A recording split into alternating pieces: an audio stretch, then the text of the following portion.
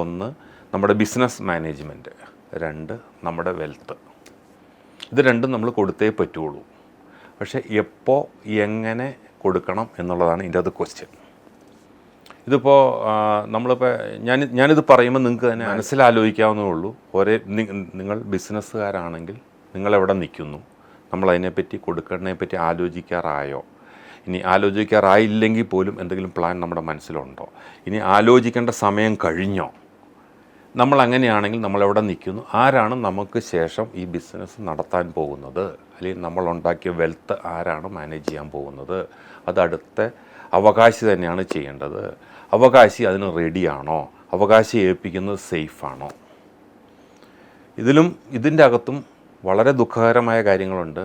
വളരെ well educated, വളരെ high എൻഡിലിരിക്കുന്ന, നന്നായിട്ട് ബിസിനസ് നടത്തിക്കൊണ്ടിരുന്ന ഓണേഴ്സുമായിട്ടും ഡയറക്ടേഴ്സുമായിട്ടും മാനേജിങ് ഡയറക്ടേഴ്സുമായിട്ടും സംസാരിക്കുമ്പോൾ അവർ വളരെ ഖേദകരമായിട്ട് തന്നെ പറയാറുണ്ട്, അത് ഞാൻ നടത്തിക്കൊണ്ടിരിക്കുന്ന ബിസിനസ് മക്കൾക്ക് നടത്താൻ പറ്റുമെന്ന് തോന്നുന്നില്ല, അവരതിന് കേപ്പബിൾ അല്ല.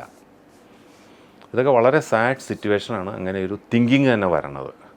എന്തായാലും കേപ്പബിൾ അല്ലെങ്കിൽ അത് കേപ്പബിളാക്കി എടുക്കുക, അല്ലെങ്കിൽ കേപ്പബിളായിട്ടുള്ള ആൾക്കാർ ഇത് ഏൽപ്പിക്കാനുള്ള ശ്രദ്ധ പോലും സീരിയസ്നെസ് പോലും ഇല്ല എങ്കിൽ ഈ ബിസിനസ് കുറച്ചുകൂടി കഴിയുമ്പോൾ ഇതെങ്ങനെ പോയി നിൽക്കും.